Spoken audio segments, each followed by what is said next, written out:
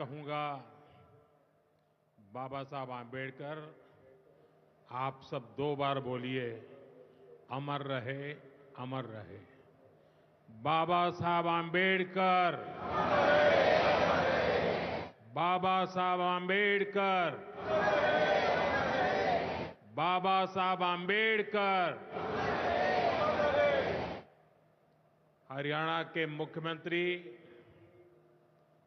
श्रीमान नायब सिंह सैनी जी, केंद्रीय मंत्रिमंडल के मेरे साथी श्रीमान मुरलीधर मोहोल जी,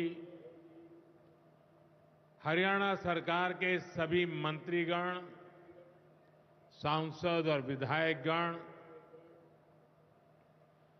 और मेरे प्यारे भाई और बहनों, मारे हरियाणा के धाकड़ लोगों ने राम राम।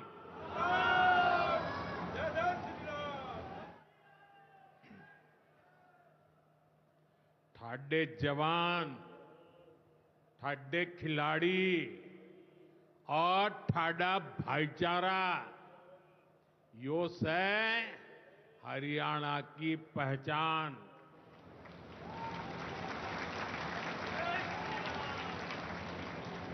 लावणी के इस अति व्यस्त समय में आप इतनी विशाल संख्या में हमें आशीर्वाद देने पहुंचे हैं। मैं आप सभी जनता जनार्दन का अभिनंदन करता हूं। गुरु जंबेश्वर, महाराजा अग्रसेन और अग्रोहा धाम को भी श्रद्धापूर्वक नमन करता हूं। साथियों, हरियाणा से, हिसार से मेरी कितनी ही यादें जुड़ी हुई है। जब भारतीय जनता पार्टी ने मुझे हरियाणा की जिम्मेदारी दी थी, तो यहां अनेक साथियों के साथ मैंने लंबे समय तक मिलकर काम किया था। इन सभी साथियों के परिश्रम ने भारतीय जनता पार्टी की हरियाणा में नींव को मजबूत किया है। और आज मुझे ये देखकर गर्व होता है कि भाजपा विकसित हरियाणा, विकसित भारत के लक्ष्य को लेकर पूरी गंभीरता से काम कर रहा है। साथियों, आज का दिन हम सभी के लिए, पूरे देश के लिए और खास करके दलित, पीड़ित, वंचित, शोषित, उन सब के लिए बहुत महत्वपूर्ण दिवस है। उनके जीवन में तो दूसरी दिवाली होती है। आज संविधान निर्माता बाबा साहब आंबेडकर की जयंती है। उनका जीवन, उनका संघर्ष, उनका जीवन संदेश हमारी सरकार की 11 साल की यात्रा का प्रेरणा स्तंभ बना है। हर दिन, हर फैसला, हर नीति बाबा साहब आंबेडकर को समर्पित है। वंचित, पीड़ित, शोषित, गरीब, आदिवासी, महिलाएं, इनके जीवन में बदलाव लाना, इनके सपनों को पूरा करना, ये हमारा मकसद है। इसके लिए निरंतर विकास, तेज विकास, और यही भाजपा सरकार का मंत्र है। साथियों, इसी मंत्र पर चलते हुए आज हरियाणा से अयोध्या धाम के लिए फ्लाइट शुरू हुई है। यानी अब श्री कृष्ण जी की पावन भूमि हरियाणा प्रभु राम की नगरी से सीधे जुड़ गई है।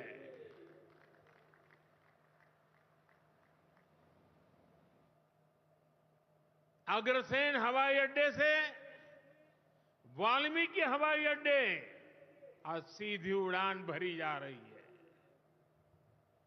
बहुत जल्द यहां से दूसरे शहरों के लिए भी उड़ानें शुरू होगी। आज हिसार एयरपोर्ट की नई टर्मिनल बिल्डिंग का शिलान्यास भी हुआ है। ये शुरुआत हरियाणा की आकांक्षाओं को एक नई ऊंचाई पर पहुंचाने की उड़ान है। मैं हरियाणा के लोगों को इस नई शुरुआत के लिए ढेर सारी बधाई देता हूं। साथियों, मेरा आपसे वादा रहा है, हवाई चप्पल पहनने वाला भी हवाई जहाज में उड़ेगा।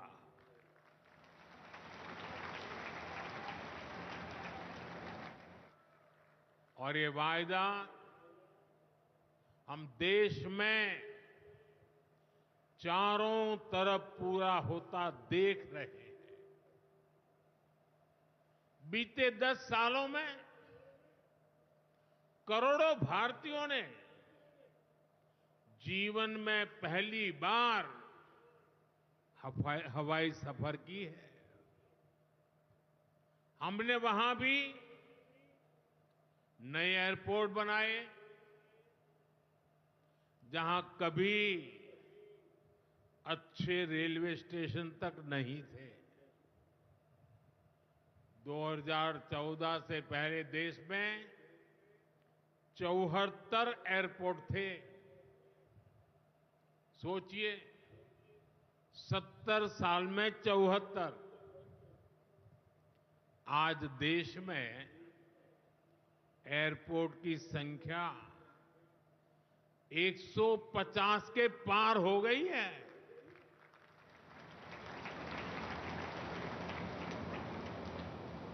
देश के करीब 90 एरोड्रम उड़ान योजना से जुड़ चुके हैं। 600 से अधिक रूट पर उड़ान योजना के तहत हवाई सेवा चल रही है। इनमें बहुत कम पैसों में लोग हवाई यात्रा कर रहे हैं। और इसलिए आज हर साल हवाई यात्रा करने वालों का नया रिकॉर्ड बन रहा है। हमारी एयरलाइन कंपनियों ने भी रिकॉर्ड संख्या में 2000 नए जहाजों का, हवाई जहाजों का ऑर्डर दिया है।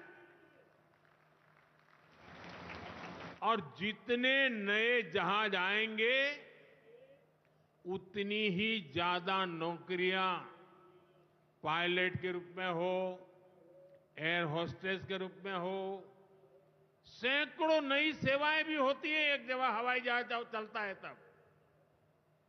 ग्राउंड स्टाफ होता है, न जाने कितने काम होते हैं। ऐसी अनेक सेवाओं के लिए नौजवानों को रोजगार के अवसर मिलेंगे। इतना ही नहीं, हवाई जहाज के मेंटेनेंस से जुड़ा एक बड़ा सेक्टर भी अनगिनत रोजगार बनाएगा। हिसार का ये एयरपोर्ट भी हरियाणा के नौजवानों के सपनों को नई ऊंचाई देगा। साथियों, हमारी सरकार एक तरफ कनेक्टिविटी पर बल दे रही है, दूसरी तरफ गरीब कल्याण और सामाजिक न्याय भी सुनिश्चित कर रही है। और यही तो बाबा साहब आंबेडकर का सपना था। हमारे संविधान निर्माताओं की यही आकांक्षा थी। देश के लिए मरने मिटने वालों का भी यही सपना था। लेकिन हमें ये कभी भूलना नहीं है कि कांग्रेस ने बाबा साहब आंबेडकर के साथ क्या किया। जब तक बाबा साहब जीवित थे,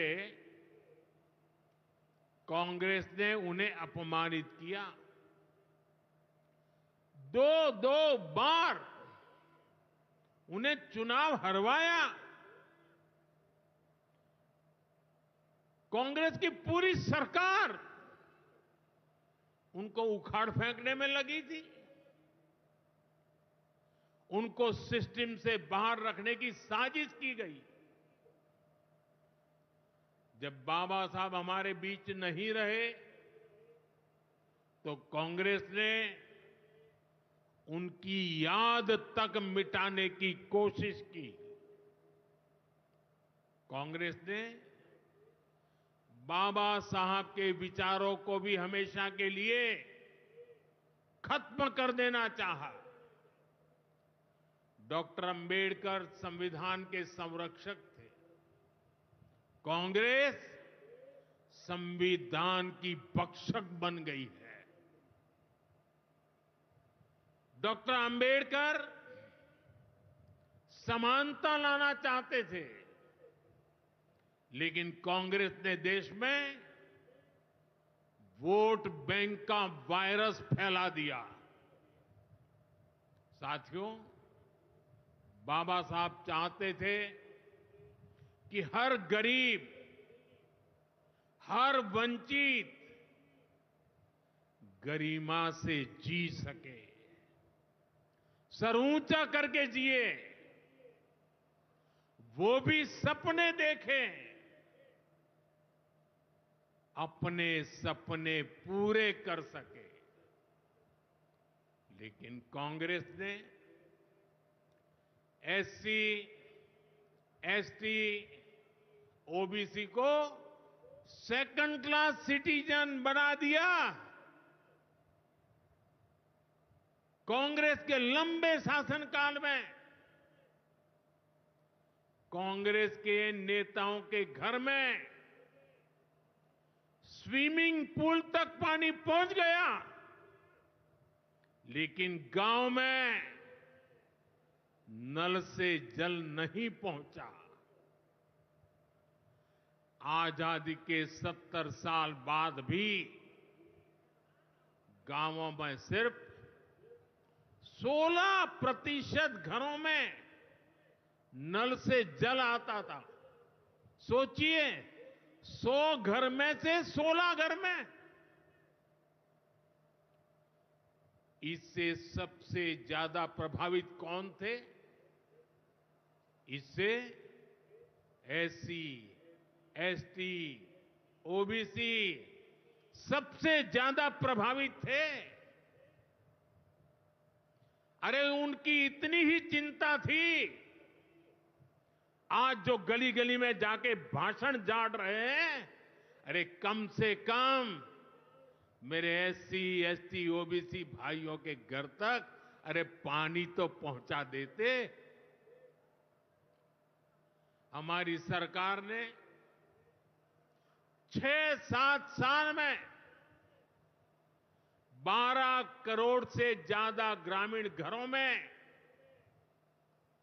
नल कनेक्शन दिए हैं। आज गांव के 80% घरों में, यानी पहले 100 में से 16, आज 100 में से 80 घरों में नल से जल आता है। और बाबा साहब का आशीर्वाद है, हम हर घर तक नल से जल पहुंचाएंगे। शौचालय के अभाव में भी सबसे बुरी स्थिति एससी, एसटी, ओबीसी समाज की ही थी। हमारी सरकार ने 11 करोड़ से ज्यादा शौचालय बनवाकर वंचितों को गरिमा का जीवन दिया है। साथियों, कांग्रेस के जमाने में एससी, एसटी, ओबीसी के लिए बैंक का दरवाजा तक नहीं खुलता था। बीमा, लोन, मदद, ये सारी बातें सब सपना था। लेकिन अब जनधन खातों के सबसे बड़े लाभार्थी मेरे एससी, एसटी, ओबीसी के भाई बहन हैं।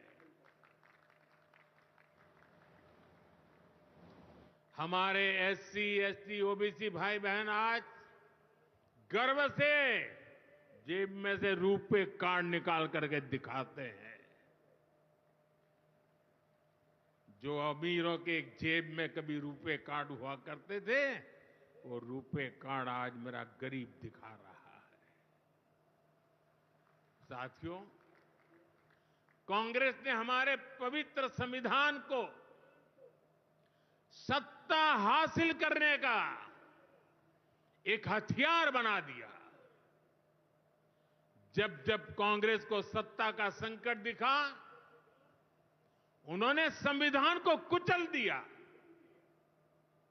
कांग्रेस ने आपातकाल में संविधान की स्पिरिट को कुचला, ताकि जैसे तैसे सत्ता बनी रहे।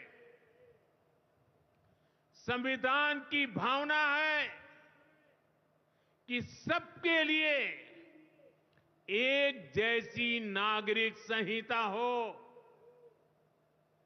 जिसे मैं कहता हूं सेक्युलर सिविल कोड। लेकिन कांग्रेस ने इसे कभी लागू नहीं किया। उत्तराखंड में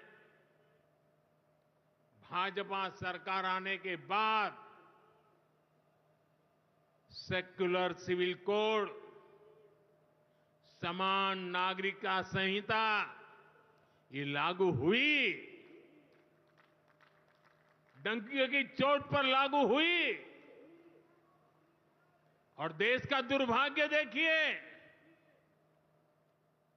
संविधान को जेब में लेकर के बैठे हुए लोग, संविधान पर बैठ गए हुए लोग, ये कांग्रेस के लोग उसका भी विरोध कर रहे हैं।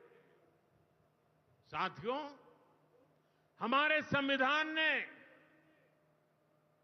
एससी, एसटी, ओबीसी के लिए आरक्षण का प्रावधान किया, लेकिन कांग्रेस ने उनको आरक्षण पहुंचा कि नहीं पहुंचा, उनके बच्चों को शिक्षा के लिए सुविधाएं प्रारंभ मिलना शुरू हुआ कि नहीं हुआ? एससी, एसटी, ओबीसी के कोई व्यक्ति अधिकार से वंचित तो नहीं रह गए हैं? उसकी कभी परवाह नहीं की। लेकिन राजनीतिक खेल खेलने के लिए कांग्रेस ने बाबा साहब आंबेडकर ने जो सपना देखा था, सामाजिक न्याय के लिए संविधान में जो व्यवस्था की थी, उसको भी पीठ में छुरा भोंककर उस संविधान के उस प्रावधान को तुष्टीकरण का माध्यम बना दिया।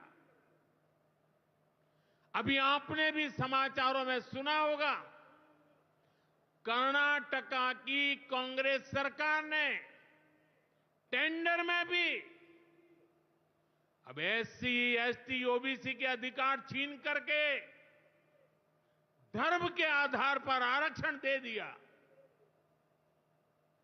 जबकि संविधान में बाबा साहब आंबेडकर ने साफ साफ शब्दों में चर्चा में कहा था कि संविधान में कतई धर्म के आधार पर आरक्षण की व्यवस्था नहीं की जाएगी।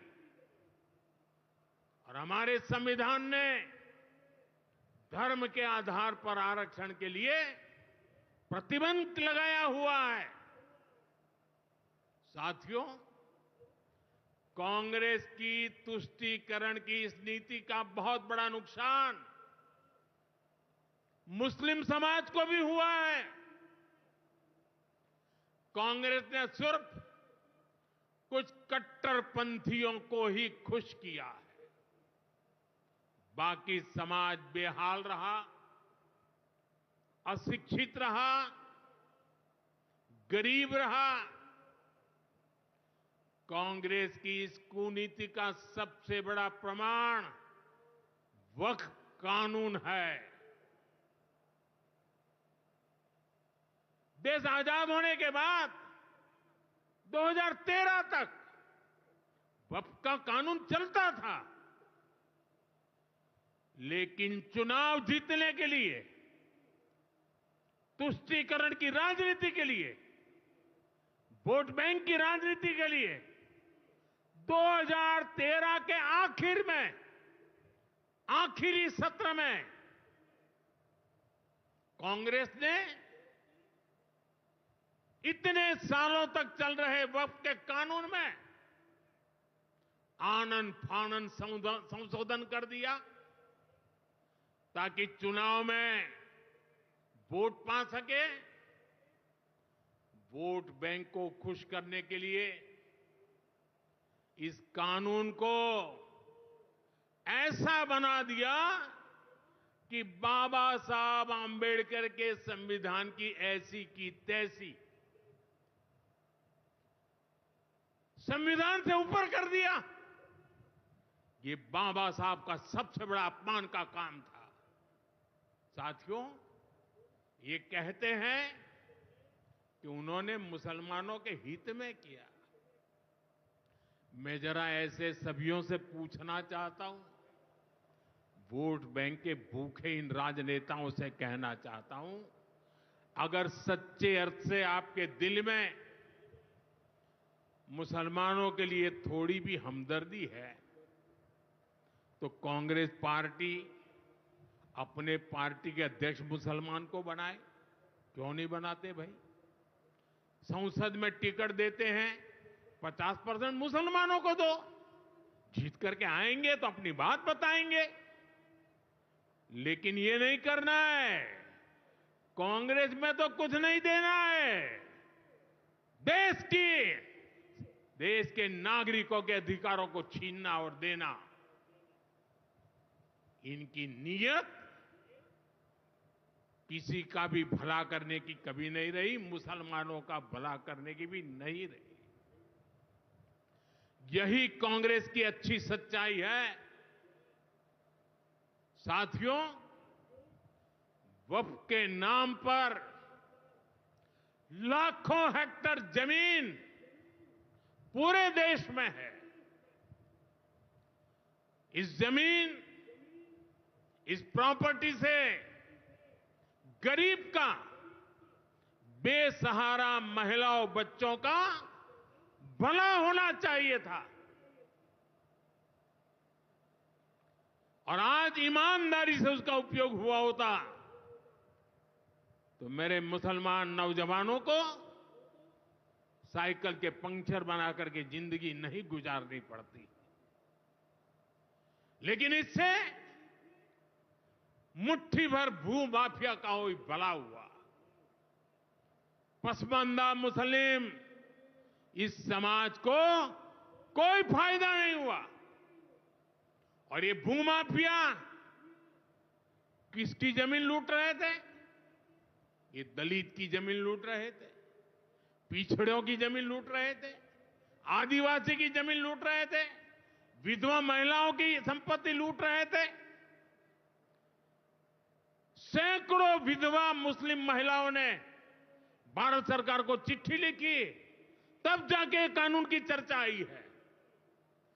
वक्फ कानून में बदलाव के बाद अब ये गरीबों से जो लूटा जा रहा है वो बंद होने वाला है।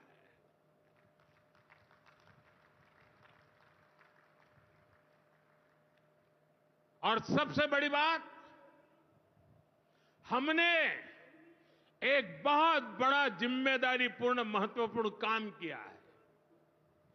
हमने इस वक्फ कानून में एक और प्रावधान किया है। अब नए कानून के तहत, वक्फ के कानून के तहत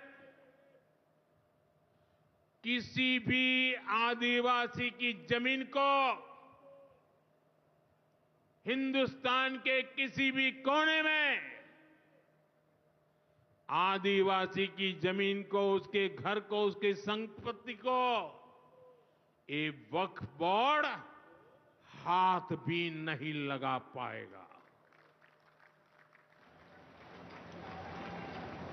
ये आदिवासी के हितों की रक्षा करने का, संविधान की मर्यादाओं का पालन करने का हमने बहुत बड़ा काम किया है। नए प्रावधानों से वक्फ की भी पवित्र भावना का सम्मान होगा। मुस्लिम समाज के गरीब और पसमानदा परिवारों, मुस्लिम महिलाओं, खास करके मुस्लिम विधवाओं को, मुस्लिम बच्चों को उनका हक भी मिलेगा और भविष्य में उनका हक सुरक्षित रहेगा। और यही तो बाबा साहब आंबेडकर ने संविधान के स्पिरिट में हमें काम दिया हुआ है। यही असल स्पिरिट है, यही असली सामाजिक न्याय है। साथियों, हमारी सरकार ने 2014 के बाद बाबा साहब आंबेडकर की प्रेरणा को आने वाली पीढ़ियों तक पहुंचाने के लिए अनेक महत्वपूर्ण कदम उठाए। बाबा साहब देश और दुनिया में जहां जहां रहे, वे सभी स्थान उपेक्षित थे। जो संविधान के नाम पर अपनी राजनीतिक रोटी सेकने के लिए निकले हैं, उन्होंने बाबा साहब से जुड़े हुए हर स्थान का अपमान किया, इसे इतिहास से मिटाने का प्रयास किया। स्थिति ये थी कि मुंबई के इंदु मिल में बाबा साहब आंबेडकर का स्मारक बनाने के लिए भी देश भर में लोगों को आंदोलन करने पड़े। हमारी सरकार ने आते ही इंदु मिल के साथ साथ बाबा साहब आंबेडकर की महू की जन्मभूमि हो, बाबा साहब आंबेडकर जी की लंदन की शिक्षा भूमि हो, दिल्ली में उनकी महापरिनिर्वाण स्थली हो, या फिर नागपुर की दीक्षा भूमि हो, हमने सभी का विकास किया, इनको पंच तीर्थ के रूप में विकसित किया है। मेरा सौभाग्य है कि कुछ दिन पहले ही मुझे दीक्षा भूमि में जाकर, नागपुर जाकर बाबा साहब को नमन करने का अवसर मिला। साथियों, कांग्रेस के लोग सामाजिक न्याय की बड़ी बड़ी बातें करते हैं, लेकिन हमें ये भी याद रखना है कि कांग्रेस ने बाबा साहब आंबेडकर और चौधरी चरण सिंह जी, इन दोनों महान सपूतों को भारत रत्न नहीं दिया था। बाबा साहब आंबेडकर को भारत रत्न तब मिला जब केंद्र में भाजपा के समर्थन वाली सरकार बनी। वहीं हमें गर्व है कि भाजपा की ही सरकार ने चौधरी चरण सिंह जी को भी भारत रत्न दिया है।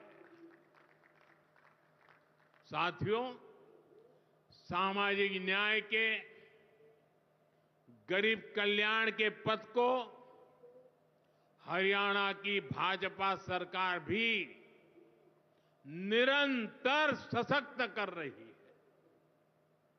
सरकारी नौकरियां की भी हरियाणा में क्या हालत थी, आप सबको पता है।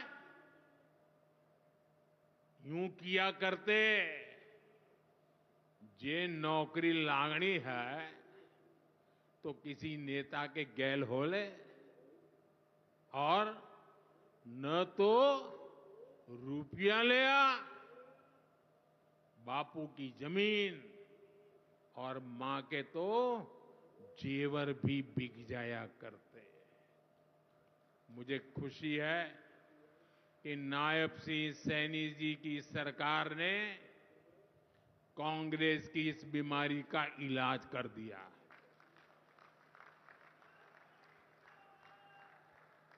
बिना खर्ची, बिना पर्ची के नौकरियां देने का जो ट्रैक रिकॉर्ड हरियाणा का है, वो अद्भुत है। और मुझे गर्व है कि मुझे ऐसे साथी मिले हैं, ऐसी साथी सरकार मिली है। यहां के 25,000 नौजवानों को सरकारी नौकरी ना मिले, इसके लिए कांग्रेस ने एड़ी चोटी का जोर लगा दिया था। लेकिन इधर मुख्यमंत्री नायब सैनी जी ने शपथ ली, उधर हजारों युवाओं को नियुक्ति पत्र जारी कर दिए गए। ये है भाजपा का, सरकार का सुशासन। और अच्छा ये है कि नायब सिंह सैनी जी की सरकार आने वाले वर्षों में हजारों नई नौकरियों का रोड मैप बना करके चल रही है। साथियों, हरियाणा वो प्रदेश है जहां बहुत बड़ी संख्या में युवा सेना में जाकर देश की सेवा करते हैं। कांग्रेस ने तो वन रैंक वन पेंशन को लेकर भी दशकों तक धोखा ही दिया। ये हमारी सरकार है जिसने वन रैंक वन पेंशन योजना लागू की। अब तक हरियाणा के पूर्व फौजियों को भी ओआरओपी के वन रैंक वन पेंशन के 13,500 करोड़ रुपए, 13,500 करोड़ रुपए दिए जा चुके हैं। आपको याद होगा, इसी योजना पर झूठ बोलते हुए कांग्रेस सरकार ने पूरे देश के फौजियों के लिए सिर्फ 500 करोड़ रुपए का प्रावधान किया था। अब आप सोचिए, अकेले हरियाणा में 13,500 करोड़, और कहां 500 करोड़, कैसी आंख में धूल डालने की प्रवृत्ति थी। कांग्रेस किसी की सगी नहीं है, वो सिर्फ सत्ता की सगी है। वो ना दलितों की सगी है, न पिछड़ों की सगी है, न मेरे देश की माता बहन बेटियों की सगी है, और न ही वो मेरे फौजियों की सगी है। साथियों, मुझे पूरा विश्वास है कि हरियाणा विकसित भारत के संकल्प को मजबूती देगा। खेल हो या फिर खेत, हरियाणा की मिट्टी की खुशबू दुनिया भर में महक बिखेरती रहेगी। मुझे हरियाणा के अपने बेटे बेटियों पर बहुत भरोसा है। ये नया एयरपोर्ट, ये नई उड़ान हरियाणा के सपनों को पूरा करने की प्रेरणा बने, और इतनी विशाल संख्या में आप आशीर्वाद देने आए, ये मेरा सौभाग्य है। मैं आपको सर झुका करके नमन करता हूं, और अनेक सफलताओं के लिए अनेक अनेक शुभकामनाएं देता हूं, बहुत बहुत बधाई देता हूं। मेरे साथ बोलिए, भारत माता की, भारत माता की, भारत माता की। बहुत बहुत धन्यवाद।